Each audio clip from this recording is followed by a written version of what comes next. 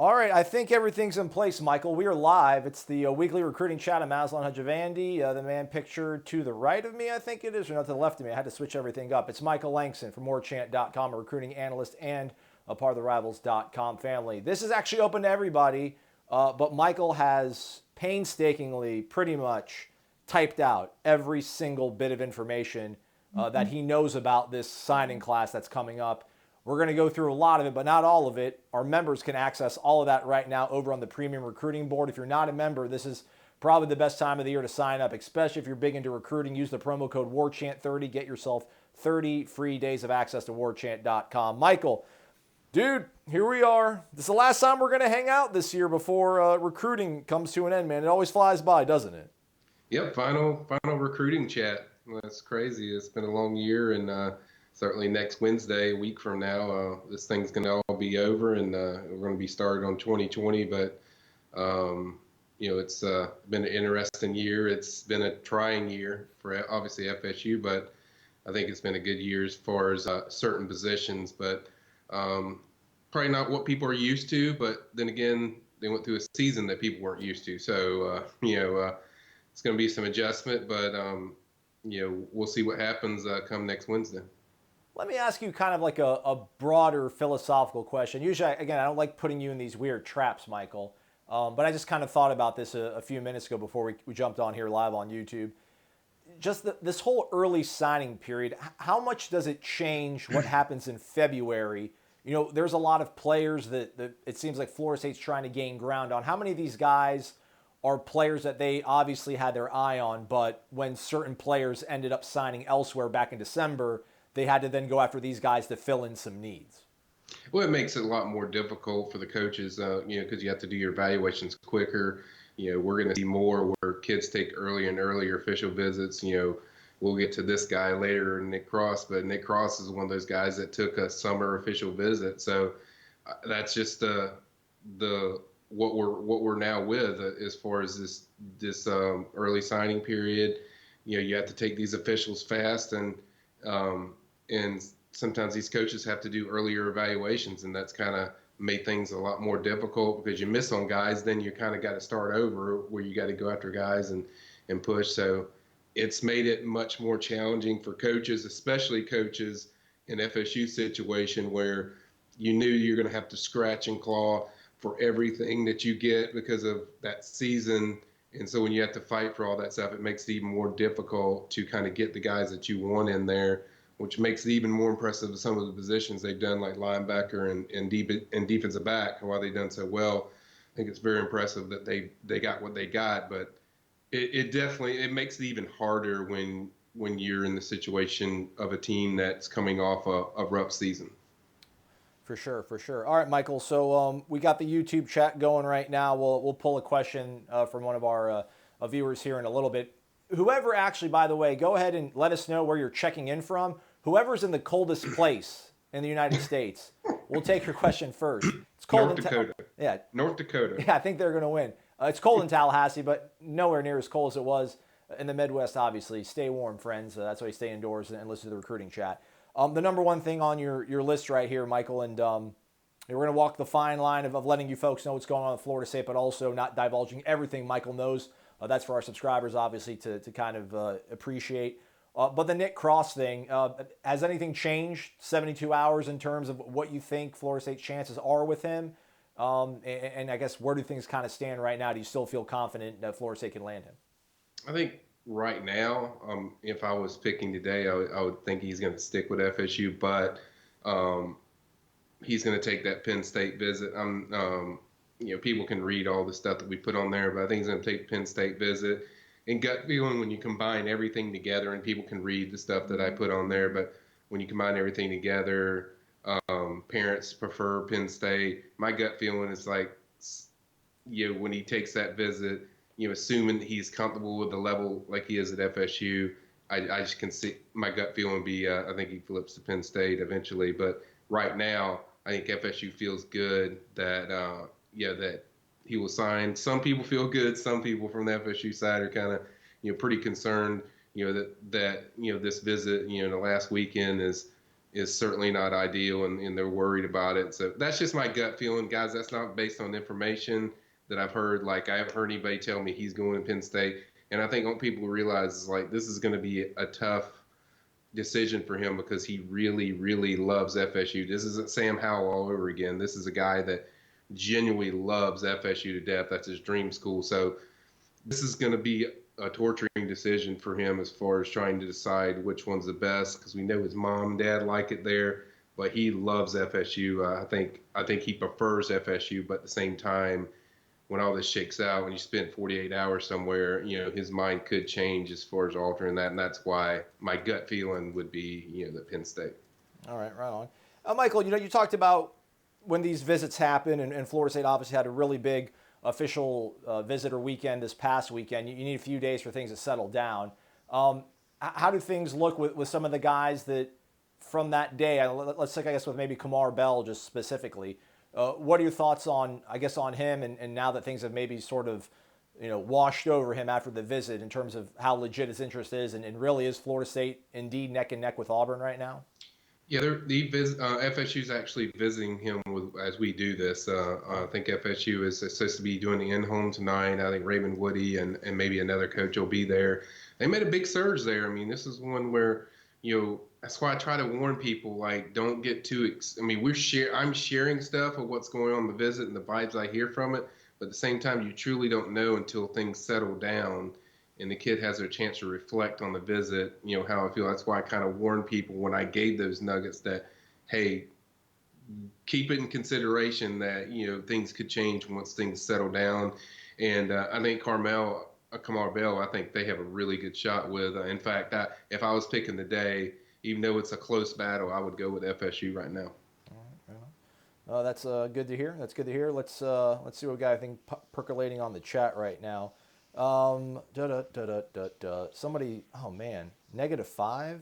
Somebody's posting -5. That'd be somebody out there that's colder than -5. We'll let that one simmer out there for a few minutes before we take a question from people out there in the chat. I guess broadly though, the offensive line, Kamar Bell's obviously one of the main targets Florida State's trying to go after, and Greg Fry doing his best to gain the services of Kamar Bell. Is Kamar pretty much? Is he 1A right now for Florida State, do you think? Or how many other guys are in the mix to fill out the class? Yeah, I got the vibe that Kamar was the one that they definitely wanted. I think I want Ira Henry really bad, too. If people remember, those are two guys that I pinpointed that, out of all the guys they're recruiting, I think those two guys are the top. I think Darius Washington is also up there. They like him. But I think Kamar is the main dude that they really have pushed for, and you can see it the way they've gotten him on campus, and really just made a strong impression on him. And we know where his mom sits. She wants him to be close to home and play at FSU. But again, this will be his decision. But I think they've done a really good job as far as making a push there. And I would think he's the number one guy if I had to pick one guy. I think Kamar's the guy. Darius Washington, another guy who's in the mix with Florida State. There's an update on him in the Nuggets that Michael posted over on WarChant.com's premium recruiting board, so I'll be sure to check that out. Now, obviously, the offensive line needs to be retooled to give a quarterback some time to make some good decisions downfield and spread the ball around. Let's not talk so much about John Rhys Plumlee. There is an update on him as well, though, but just, I guess, Lance Legendre, again, when he commits and they say his name at the Car Museum, I will then pronounce it correctly. I'm not trying to be disrespectful, Lance. I'm not. I just don't know how to say it, so I'm gonna fake it till I make it. But he's another guy that obviously visited this past weekend. Things have probably maybe cooled down or so after he's been able to get back home. Is he another guy is that the guy? Is that the quarterback for Florida State in 2019? Well, I think they want both of them, but Lance is a guy they certainly want, and I think they sit in the best position at quarterback with him. I think that's a guy that they feel really good about. He's liked FSU he's committed to Kansas a long time ago and decommitted, and I think a part of that was because his relationship with FSU. He really liked them. He was hoping they'd push for him. They did, got him an official visit, and I think my main thing was just how he connected with Kendall Browse, and I think those two disconnected from the start. He really likes what Browse is going to do with him as far as a quarterback, and utilize him in the type of things that he's going to be asking him to do in this type of offense. So Visits Maryland this weekend, but I think FSU sits in a pretty good spot so far. Michael, I mean, how would you kind of, I think we probably talked about it a little bit at the top of this, but just, I'm going through your nuggets and there might be, I haven't looked at I have not looked at the replies to it yet. But just, I guess, what's your overall, we'll follow up later, obviously, after we're done talking about a lot of these prospects. But right now, just with everything that's going around now with Florida State, just coming off the season they had, filling in most of their slots in the early signing period, maybe some of these updates aren't the most, it's not the sweetest Kool-Aid that anyone's ever drank on WordChant.com. But where is Florida State right now, you think, when it comes to trying to get some of these guys? I mean, just overall, their ability to sell what they have. And if a lot of these guys that people have their eyes on, there's just so many of these prospects, fans are dying. They want to get this player and that player, and they're probably not going to get everybody. What is your message to the fans that think that, oh, no, the sky's falling right now?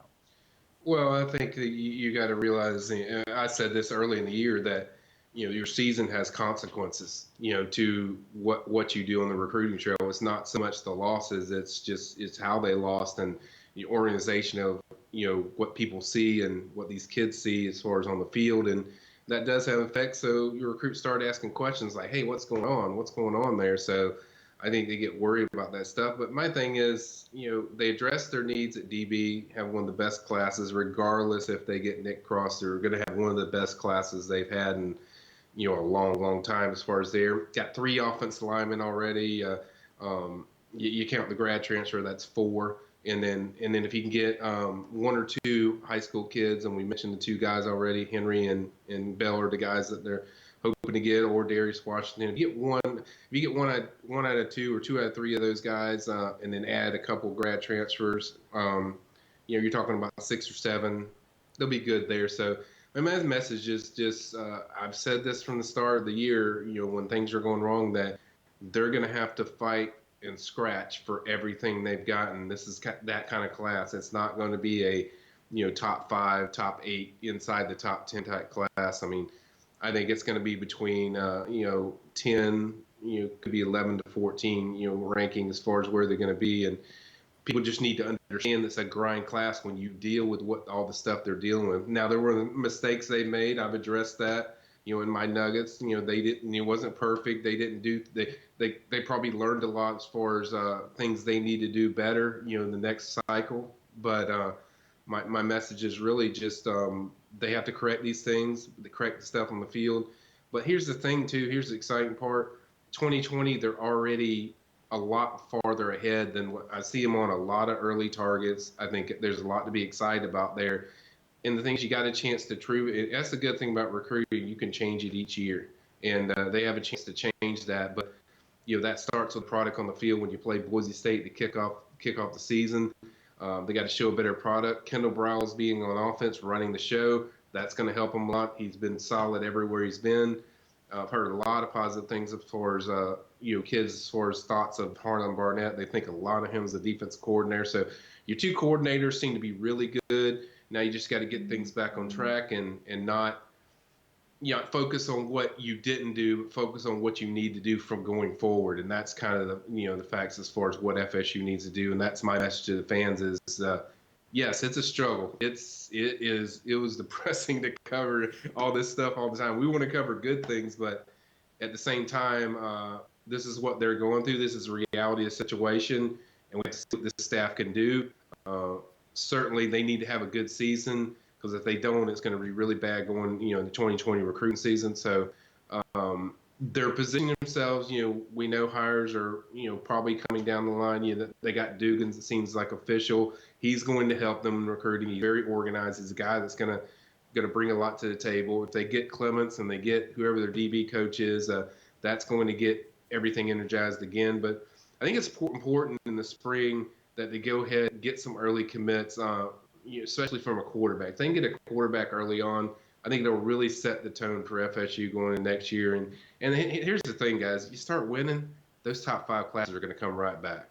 So don't look at it as like 1 year and the world's going to fall and then it's going to end and FSU is going to end up being some lower 2 team that's just never going to recover. It's like this happens in recruiting cycles, and FSU fans are going through what a lot of fans have already went through throughout the years, and now FSU has to respond, fix the things that I talked about in the Nuggets, address those things, and make sure they don't have the same errors they had a year ago, and also get organized about everything that you do. If you see a player, I think the main thing I mentioned in the Nuggets was, I think what they need to do is when you see a player and you tag, they can't wait around. They got to go after them, and that's kind of my main message, with that. And then we kind of saw that with basketball. Andrew Wiggins, they missed on him, and then they changed their philosophy as far as the way they went. So I think a lot of it's redirecting as far as what your needs are, getting quality over quantity. And I think if they do that and win on the field, I think FSU fans will be pleased with the product. So just have to wait and see. There's really nothing else to say, but we're still going to go for 45 minutes because that's what we does. Michael, go ahead, man. All that said, though, Michael, Florida State's still going to probably end up with a higher rated recruiting class than Miami and Florida. Well, Florida might be a little higher than them, but Miami will definitely be behind them because Miami's ranked 46 right now. FSU's is that like bad? Is that bad, yeah. Michael? 46? That's not is that good. bad? That's not good. It's not good. So, but you have that, and just got this hot off the press. I'm looking right at it right now, guys. Top 5 for Eugene Asante. It's not in any order. Maryland, Virginia Tech, Nebraska, North Carolina, and Florida State. So Florida State does make his top 5. He said no order, so you can take that how you want to take it. But FSU did make his final 5, so we'll see how it shakes out. And he's kind of a wild card. I really didn't get a feel or vibe for him. I know he loved it and connected to everything. He was very articulate about everything. I think he likes Woody a lot and think he sees the opportunity there. But as of right now, we don't know which way he's leading. I would if I had to pick gut feel, I'd pick Virginia Tech. But that's just me. But just want to let everyone know that in case you didn't know, and I know you're watching the chat, I figured I'd pass along some news. Definitely, man. Good job, man. Look at Michael breaking news live and getting everything done beforehand too.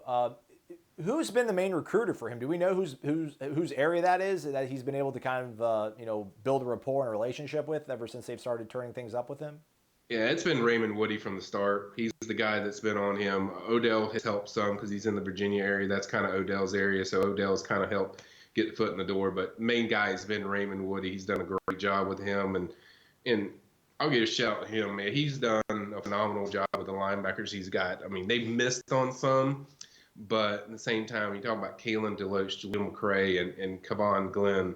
Those are 3 really good additions to this FSU linebacker core. So, and he's the main guy for this one. So, if you want a guy on a prospect, as far as a guy that's been hot, as far as on the recruiting trail, Raymond Woody would be your guy. I mean, he's been very good. For sure. All right, Michael. Let's stay on the defensive side of things. There was a pretty thorough update you provided on Charles Moore out of Mississippi. Won't dive too much into that, but just what's the push and pull going on with him right now? What do you think is ultimately going to be kind of maybe one of the deciding factors in his choice? Well, I think it's one of the weirdest ones. I mean, I've never seen a shift the way I saw from this weekend. Everything I gotten is looked good. I mean, a lot of people at FSU were pretty confident that it was looking good. Even recruits and even families were telling me, like, it looks good. And then, start hearing some stuff. I won't get into it because it's on the Nuggets. But, basically, FSU didn't even go visit him today. And, it looks like FSU's out right now. And I would say probably deciding between Auburn, LSU, and Florida. So welcome to recruiting. It's just a big shift, and I don't know the reason. All I know is a day after he got home, things started to shift for some reason, and I don't know why. But that's kind of the latest on Charles Moore. Well, that's what happens, man. These kids come on visits. They can change their mind. These things happen, man. Yep. Let's see here. There's somebody that had a pretty good question here. This Antoine Sam Puckett, is he 2020 or is he 2019? Yeah, 2020. Man, FSU all day. I think he's a member, so we'll let him get a question in. What's up with him? He called you the GOAT, Michael, so we have to take the question from him. Oh, man. He knows that you think that Florida State's pretty well positioned with him, but a lot of the experts are saying Clemson. Yeah, Clemson and FSU have been his 2 leaders. He said that to me at the Future 50 event and that we covered in Orlando. I got the impression he has the better relationship with FSU. I think FSU feels good about their current position. They're pushing for this kid hard. He's going to be at FSU spring game on April 6th, I believe. I think Ward Chan announced that. But he's going to be there for 3 days, and he's the one thing is he's the closest out of any coach. He's the closest with Raymond Woody. He's been there with him from the start, and I'm told that Sampa even told Woody, hey, you might want to check out this guy. He's pretty good too. I mean, you may look at him. So he's already doing some recruit evaluations for Woody. It's like guys that you might want to check out. But I think the closest relationship is with Woody, and I would give FSU a slight lead over Clemson, but it's still fairly close. But my feeling is FSU sits in the best spot just based on the people I talked to around Sampa, people that are connected to his recruitment, and then also people from the FSU side kind of meshes with what I got. So slight lead for FSU right now for Sampa, but it's a long ways to go. Yeah. Somebody mentioned this earlier in the chat, but I meant to bring it up. Does Rivals still have Akeem as a 5-star? Yes. Okay, but somebody doesn't have him as a 5. He lost the star? Somebody took a star away from Sauce Magic. Somebody took a star from Sauce Magic. I won't say what network, but another network did. So I think that boosted his composite down to a high 4-star. But Rivals' final rankings of him is a 5-star. That's what we focus on because that's what we work with. But he's a 5-star, and as far as on our network, and that's what we're going to roll with. I mean, I'm not you. Obviously, I'm not you, Michael. I don't look at all this tape from all these players.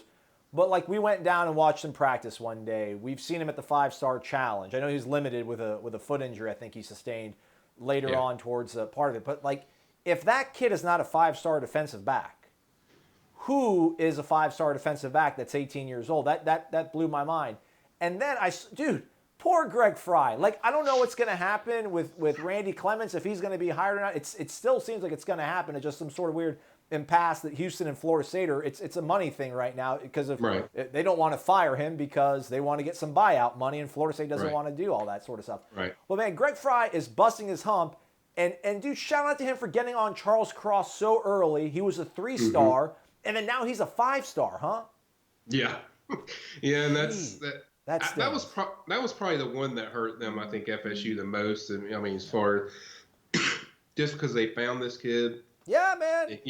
They found this kid and got him committed, and then the home team came in there late and snagged him, and then he's a 5-star now. But I mean, I was talking to somebody that works for another network that had to do with the ranking, and they were like, "Yeah, it was way too severe. Akeem should be a 5-star." So they kind of agree with me, but I don't know. I don't know to see. I see a 5-star talent, physical, fast, can recover quick hips, switchy hips, so he can switch it in there. He can get into his breaks really quick and get out of his breaks really quick. He's a guy that you love what he can do, and now on the next level, he'll probably have to get stronger. Sustained a couple of injuries, had a foot injury at the 5-star challenge. 5-star challenge, and then at the Under Armour game, I think he hurt his shoulder a little bit. So gonna have to get a little stronger, a little bigger, but that's pretty much any corner. But I agree with you. I think when I've watched that kid 3 or 4 different times, he looks like a 5-star prospect to me. All right. We got another question about a 2020 recruit, and then we're gonna maybe do one more of those. People, signing day is a week away. Why do you want to know about kids from 2020? Y'all are crazy. Focus on the now. They're ready to move forward, Aslan. They are, man. Gosh, you guys can't stop, won't stop. Shout out to y'all. I know. All right. Sheldon Rogers asks, what's up with 2020 recruit Savell Smalls? Will he be coming down for Junior Day or up? I don't even know where he's from geographically, so my bad. Probably won't come down for Junior Day. He's from Seattle, Washington. It's a 5-star defensive end. I did hear, though, this is for good news to answer your direct question. I did hear that he's likely to come down for the spring game. I think that's a very good chance he'll be at the spring game on April 6th. And FSU is very involved with him. His recruitment's still pretty open. I think Alabama, FSU are the main teams that I hear more than anybody. Clemson is also in there, but those are the main teams that I hear early on right now. But like I said, his recruitment's pretty wide open. All Well, let's get back to some of these nuggets, but again, let's just dip our toes into it, Michael. Let's not get too far into it because that's for our subscribers. Use the promo code WarChant30 if you're not a member of WarChant.com to get the very latest, most comprehensive, accurate coverage on Florida State athletics. Skill position, wide receiver, running back, not obviously the biggest positions of need for Florida State this cycle. Maybe a name or two that you think is still viable for Florida State at this point. Well, I think the two names to be familiar with is Alante Brown. He just officially visited this weekend. I've already discussed how I think FSU did really good there as far as him. And then, the guy they want, I think the most, probably Jameis Griffin. He's from Georgia. He's I can't remember where he's formerly committed to. NC State, I believe. State, yeah, somebody asked about that. Decommitted from them, and then Georgia Tech's kind of the favorite we hear, but he's coming in this weekend. And this is a guy that FSU's been talking to all year. They just kind of kept it. They didn't really put the major push on because they didn't know they would need a running back in this class. And once they found out that option was open, they really started hitting it hard. Once they got the word about Rasul possibly leaving FSU, but Griffin's probably the number one back that they want. You want them hard; they're pushing hard. And Alante Brown, I think that one just comes down to if FSU wants them, keeps pushing. We'll see. They're supposed to set up an in-home visit this week. But I would say with a Brown, they probably like him as a slot guy, slot receiver. Whereas I think Jameis is all the way running back. So I think that's kind of their mindset and got work to do with Jameis. But Alante, they seem to be in good position, assuming they want him in this class.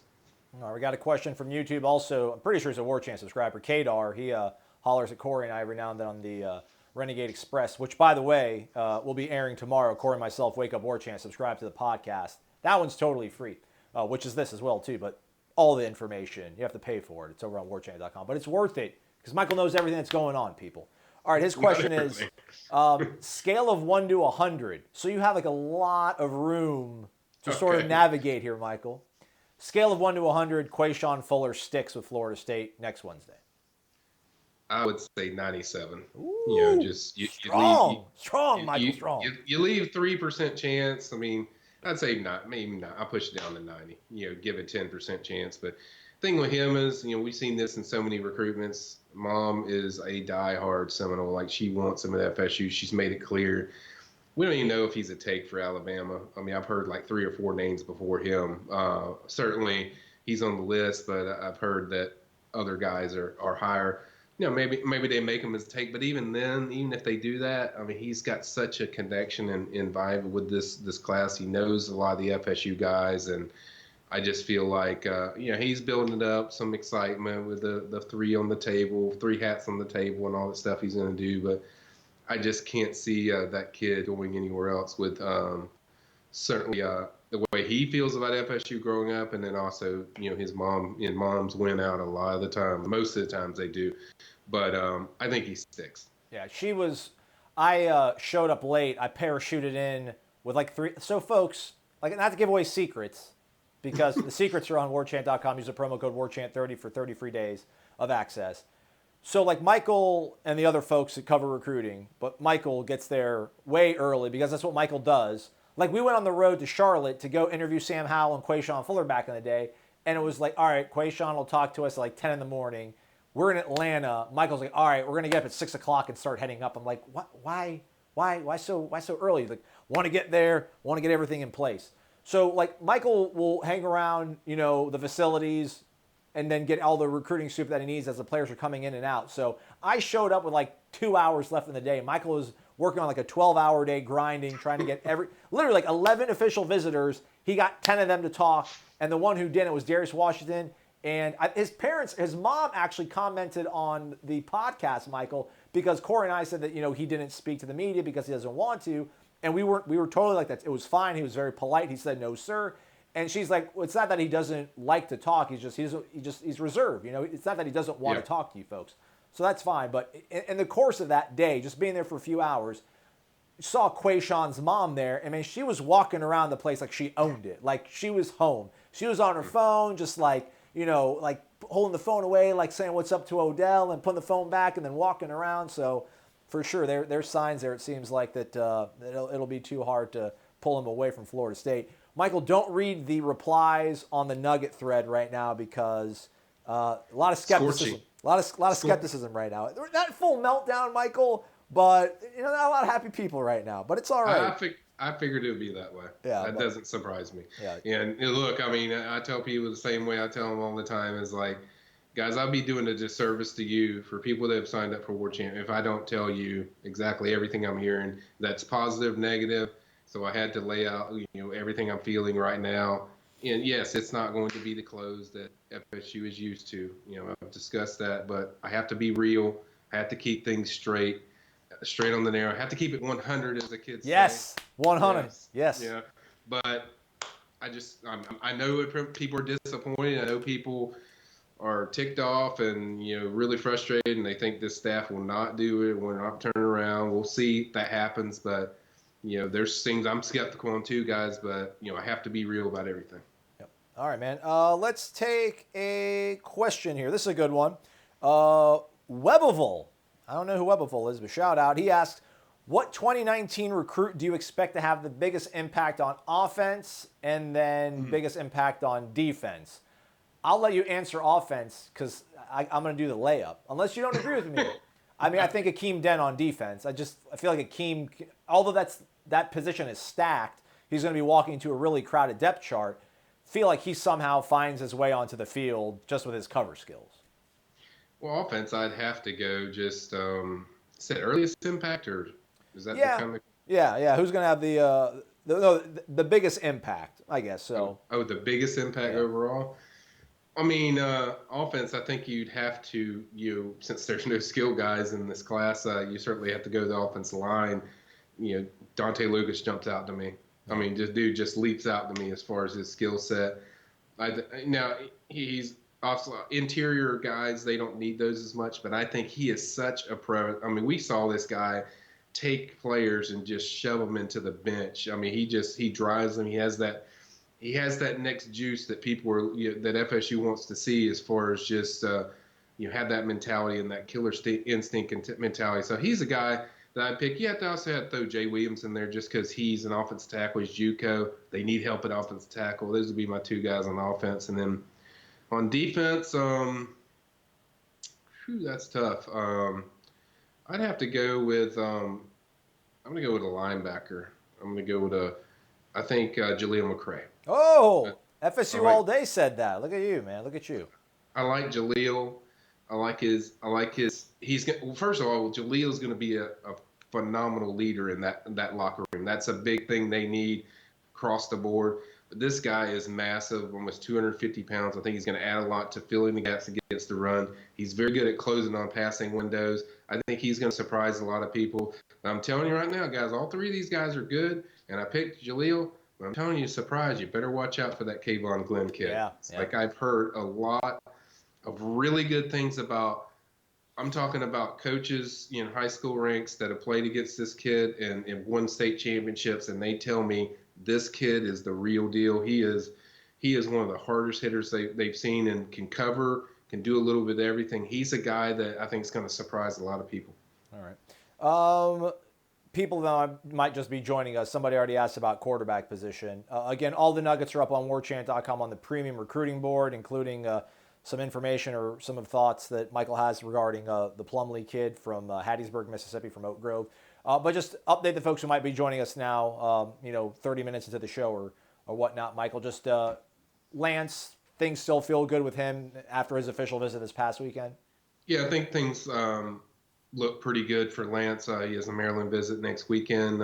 John Plumlee visits this weekend. We aren't going to know a lot about that until he visits. We've put a few things up there. I'll have a preview coming up, but we've put some stuff on there as far as where that stands. But I think Plumlee is a wait and see. But certainly, with Lance, I think they sit in a pretty good spot.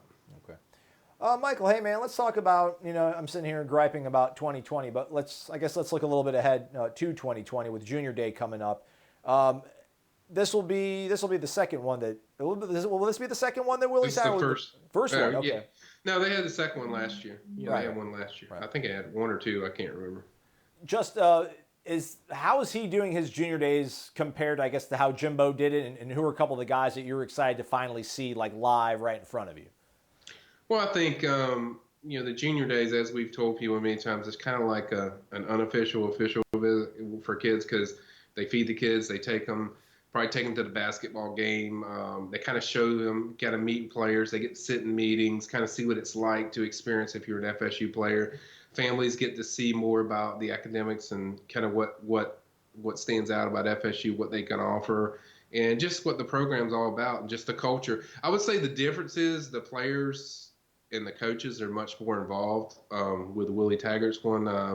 The players are much more. They help a lot. They're around. There's a lot more players involved, I would say, but a lot of it's just mostly the same stuff. You're just trying to. It's basically figuring out how comfortable you are at that school. Get the kids a comfort level, and FSU always feels they get them on campus, they have a chance. But I think it's mostly just to get a feel for the program and get a feel for the culture that Willie's wanting to, sell and pitch to a lot of these kids and their families of what they're going to be and what their plans are as far as what they look, and also just them getting a chance to know Willie Taggart and his staff. Getting to know these coaches more in depth. I mean, this is what's part of the junior days about. I'm interested to see the quarterbacks. I think there's a few in there. Jeff Sims and Gregory Spans. Two of those guys are coming in. Quarterback's always going to be the topic of talk. Everyone wants to know what you can get. Sims is kind of interesting. I think that's a guy that wouldn't surprise me. I'd put him on watch as far as commit watch and stuff, see how that goes. But I think those are the two that I'm really locked and focused on just to see what they think of Florida State. All right. I think we may have crashed. I haven't seen anybody post anything, but the application that we use is no longer running. Why won't it open? Let's see here. Oh, somebody says we're still here. I don't know. Can you guys see me and hear me? Because I can't see the program that I use to run. I can. They say we're good. Well, yeah, you can see. I can see. All right, they say that we're good. All right, we're going to keep going. Let's roll. All right, man. Sorry about that, everybody. Just it looks like it crashed on my computer. Maybe it's going to take a few minutes for it to die on your guys' end. Hopefully not. I'm trying to keep it rolling. So who are can you give are there two kids that you've heard really good things about that you kind of want to see live in front of you and just see how well they really are? Well, I mean, there's no real action as far as the the junior days. It's mainly just a visit, but I would say a few guys here. I'm pulling up the list, guys. Give me a second. I'll tell you a couple guys. Lawrence Tofelli. How about this, Michael? Here's a stupid question for you: is Junior Day just for juniors? No, there's underclassmen. Okay. You're a 2021 kid. You can come there. So the one guy that we've heard that he's possibly coming is Jalen Knighton. He used to he's formerly committed to Oklahoma. He's out of Miami Central, which FSU's done really good with. So Telly's got a lot of, or actually not Miami Central, excuse me. He's from Deerfield Beach. Oh, I got that wrong. But anyway, he's got ties to Dante Pimbleton. Five push-ups, Michael. Bust out five push-ups. You got it wrong. You got the schools wrong. You guys got me. But I think if he shows up, he's kind of the guy that I would interested because he is the most electric back that out of all these guys, he's the guy I like the best. And I think he's a guy that he visited Clemson last weekend, supposed to be here this weekend. We'll see what that happens. And then another guy that I got circled Aslan is wide receiver Brian Robinson. I covered this guy in the Future 50 thing. He is very, very tight with Ron Dugans. He told me point blank, if Dugans goes to FSU, that's going to be a big shift in my recruitment. Now we see he's set up a visit to come see FSU. And you have some local kids, coming over. Hey, what's up with Chad Masco, Michael? Is Chad Masco still? I mean, I know he's down the road, but I think he's going to be going to IMG. I might have read somewhere. Is he still? I think he's like 2022 though. Oh, really? Yeah. Jeez. Yeah. I need to delete that from my memory. I should not know kids that young. And the other guys I'm interested to talk to is Isaiah Dunson. He's got an Alabama offer. He's starting to pick up big offers. Still committed to FSU. He's Derek McClendon's teammate, so I'm interested in talking to him and interested in talking to Samaj James. He's from wide receiver from Leon. He's 2021, I want to say. So he's a guy that interested to see what he has to say. What he thinks about the FSU program. And then another guy is DB Amari Harvey. He's from over there at Florida High. Okay. He's a teammate with Raymond Woody. Dream school is FSU. FSU just offered him the other night. He's another one I know he's 2021, but I would even put him in commit watch because he is so in love with FSU. So he's the guy I could see that jumps on board.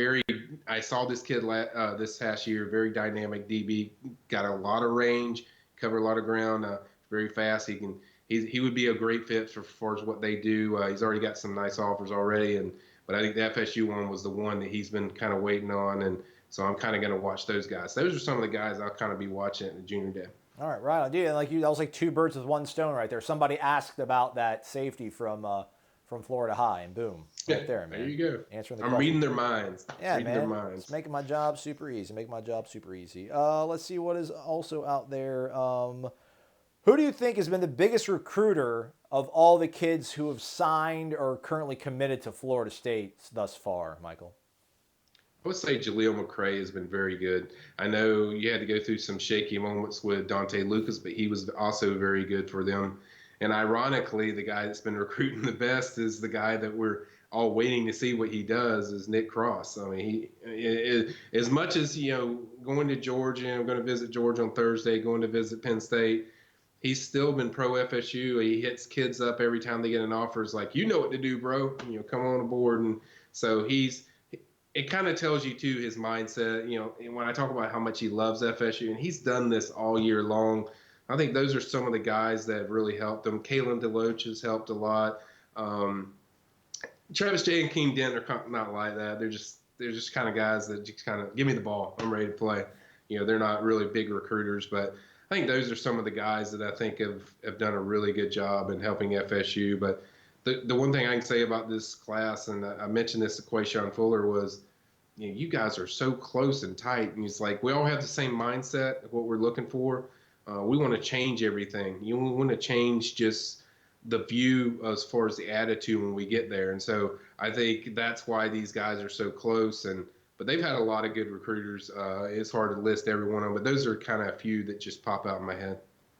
So, Michael, I think the second most exciting part next week, the most exciting part obviously is signing day, and then knowing that the faxes are coming in, which I think we're gonna have to talk about that if we're gonna do this. Like if you're gonna be at home, or if I'm gonna be here, or if we're gonna have to go to the man cave at the War Chant headquarters in Southwood. I believe we're going to the man cave. Okay.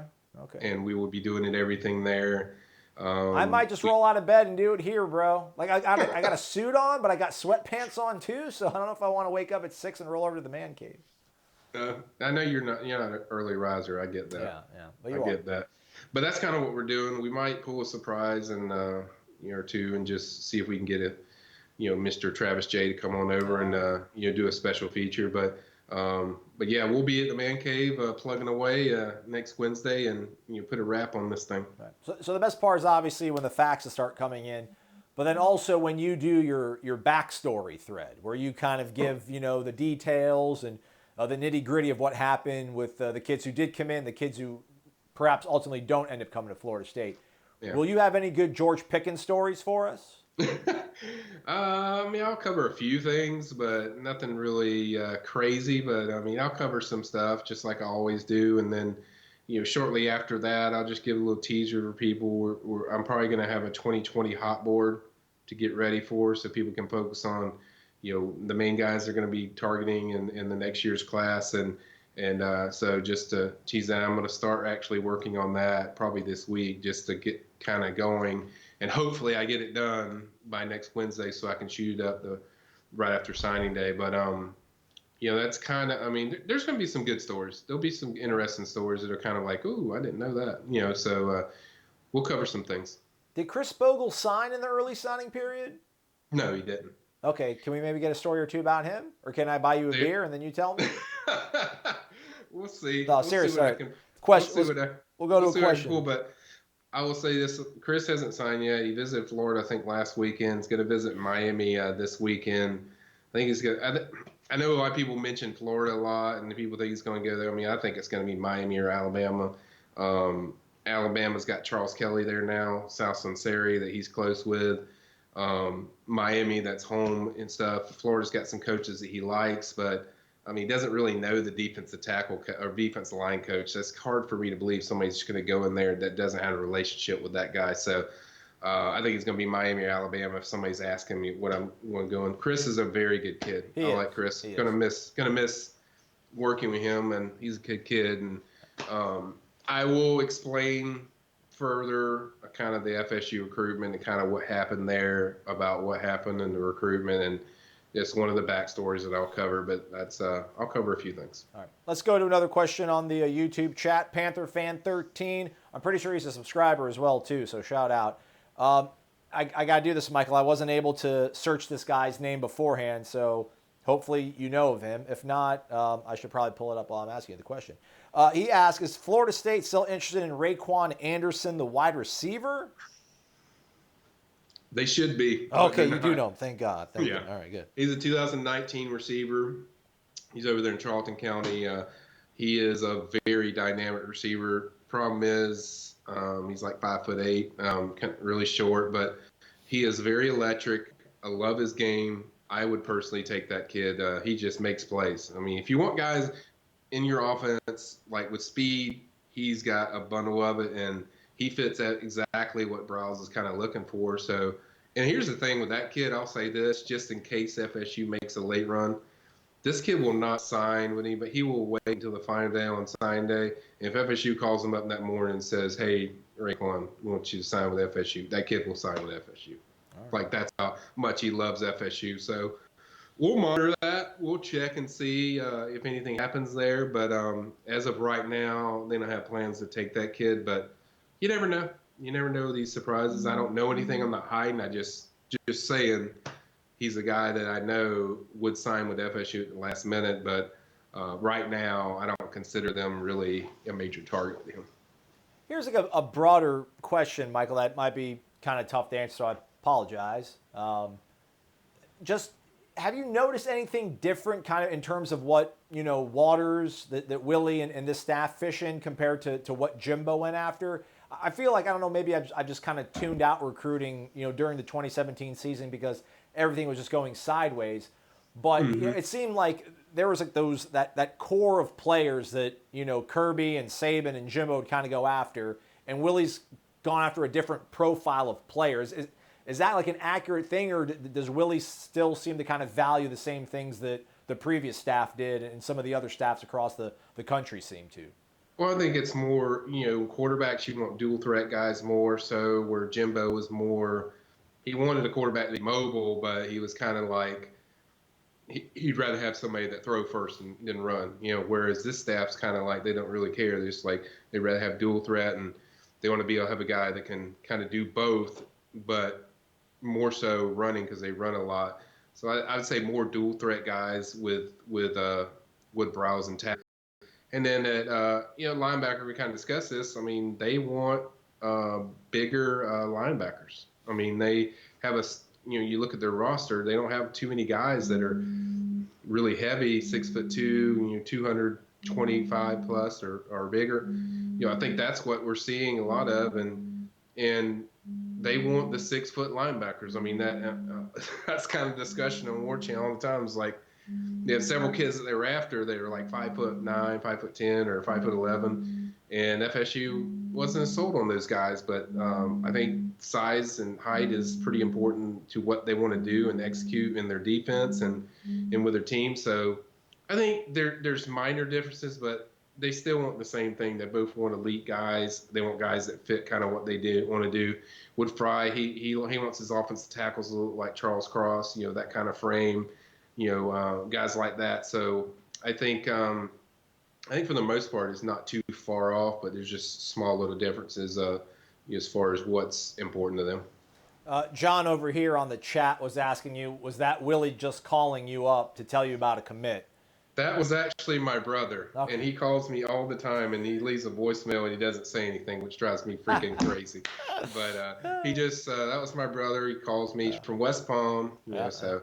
By the way, I'm going March 7th to speak in Brevard County for all the Space Coast people out there. So I'll be out there doing that. But no, that was not Willie Taggart. That was my brother calling. But My phone certainly has to stay charged a lot, especially this time of the year. But that was definitely not him. I got you. All right, we got a question from one of the folks on the YouTube chat over here asking about 2020 wide receiver out of Carroll City, Mark Britt. He's 6'1", 180 pounds.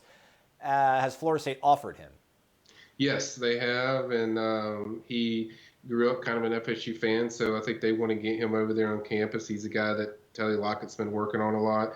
He visited last year. I think they want to get him over for the spring game. I think that's kind of the goal. So he is certainly a guy they like, and they will pursue, and one that's will be on their list as far as guys at receiver that they want to lock down. I would imagine next year, unlike this year in 2019, I think receiver they'll focus on getting a few of those guys in there, and I would say this, they want height, they want size, they want a combination of the height and speed. They want a big part of that. Speed's going to be a big part, but also height. So kind of look for that in their recruiting next year. All right. There's been a question about Andrew Boselli. I'll take this one, Michael. Okay. Andrew Boselli, son of Anthony Boselli, Southern Cal great, Jacksonville Jaguar great. They're trying to get him into the Hall of Fame. I don't know if it's going to happen or not.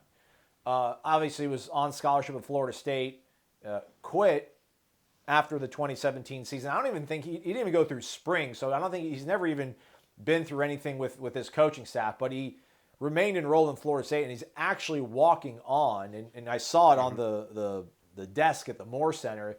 Yep. It showed that there's 10 kids or whatever that were trying to walk on, and apparently it's a multi-layered process, folks. Like, you don't just go to 1 or 2 tryouts and then you get it. I guess there's phase 1, phase 2, but anyhow, his name was on a list that he's made it through to the next step in the process to become a walk-on for Florida State. So yeah, Andrew Boselli is still at Florida State, and he's trying to get back onto the football team.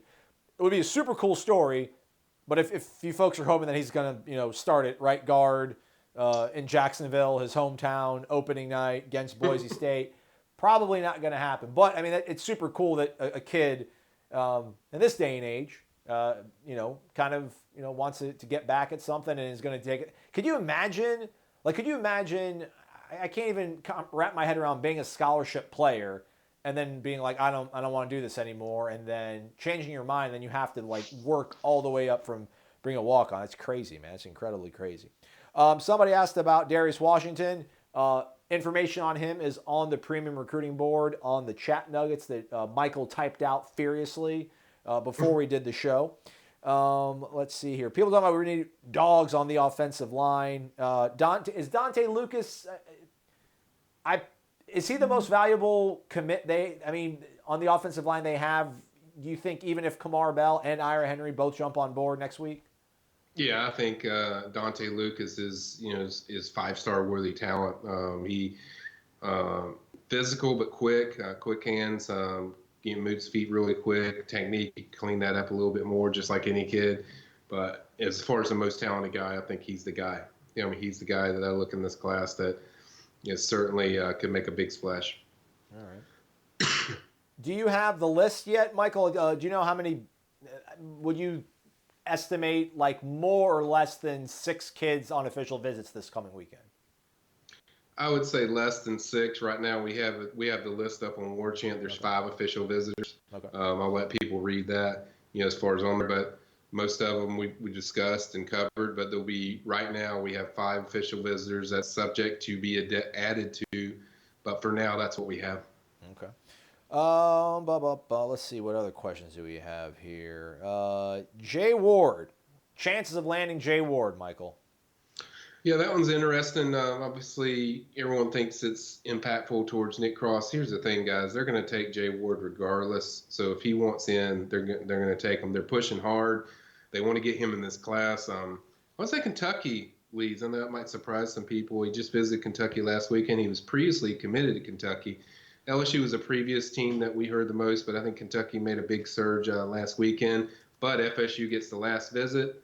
I think FSU is going to make it interesting. I think FSU's got a chance to pull this one. And if I was saying going in this visit, assuming he follow through the visit, which I think he will, I think FSU pulls out the squeaker over Kentucky. I know a lot of people have already picked Kentucky. That's the team he's going to, but I'm telling you, the Ward family goes way back with this FSU staff, and 40 minutes is a lot better than multiple hours away in Kentucky. So I just have a feeling that it wouldn't surprise me if he ended up in this class. Now we have to see how the visit goes, but that's just a gut feeling of mine going on that trip.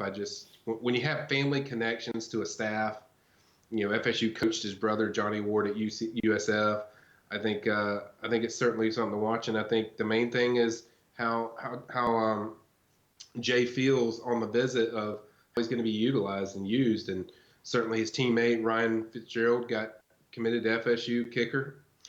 I know we don't give kickers a lot of love, but he committed last week. So kickers are people too, Michael. Kickers are people too.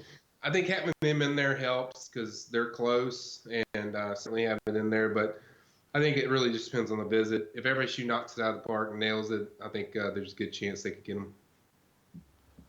The crazy thing about recruiting, I think there people on the outside, and I kind of including myself on this. I mean, I've only been helping Michael out here for a cycle and a half, if that.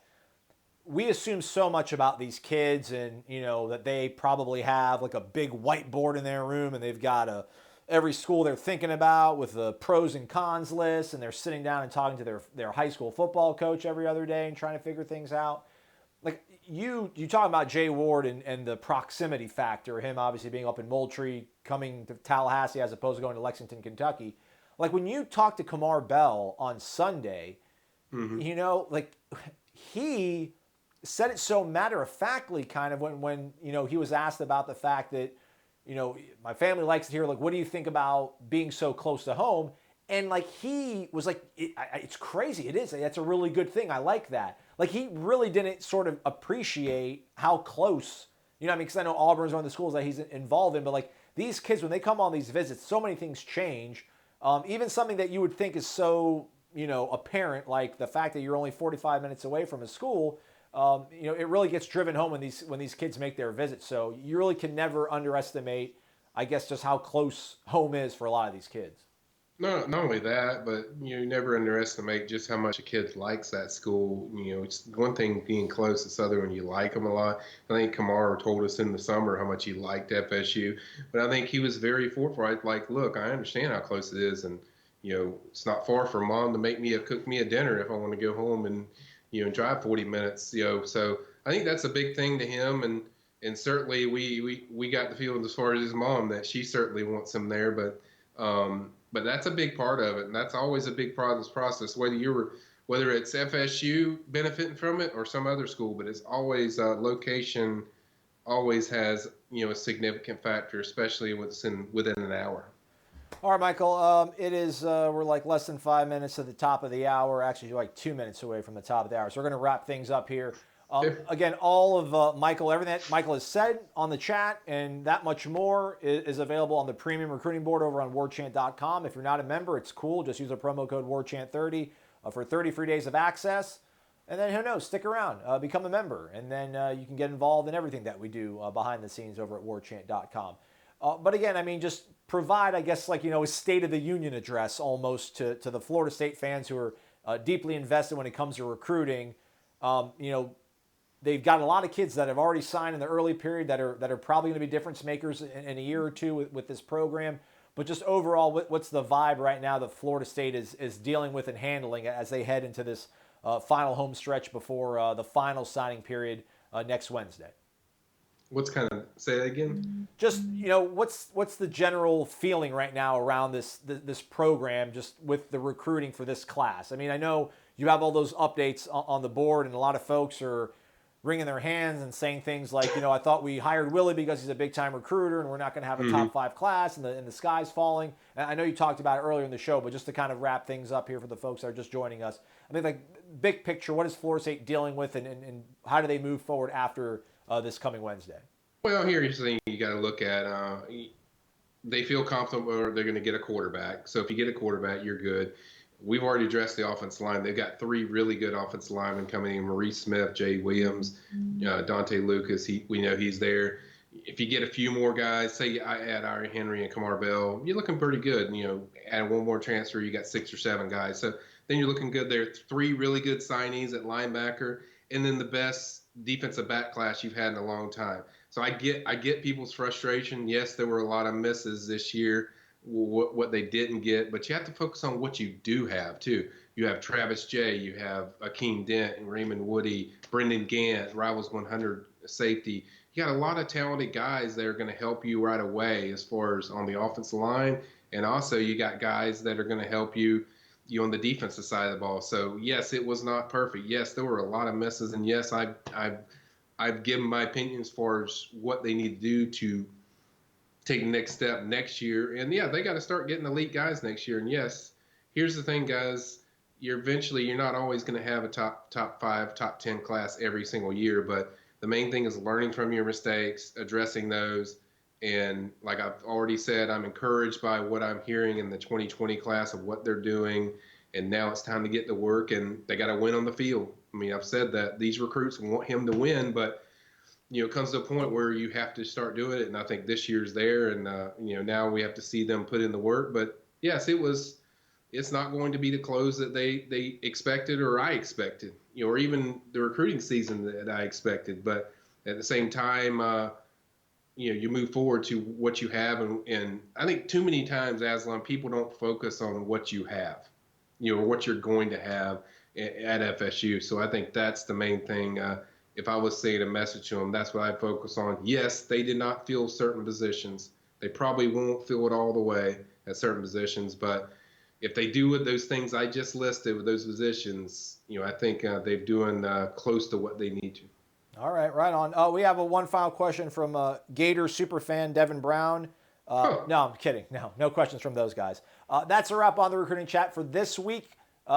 Mike will have a full wrap, obviously, next week of signing day and the aftermath of that. But between now and then, be tuned into warchant.com and the premium recruiting board. Michael lives and breathes and puts all of his thoughts on that forum, and has the latest on everything dealing with Florida State's recruiting. Again, if you're not a member, use the promo code warchant30, and you'll be hooked up for 30 days, and it'll change your life probably. Michael, appreciate your time as always, man.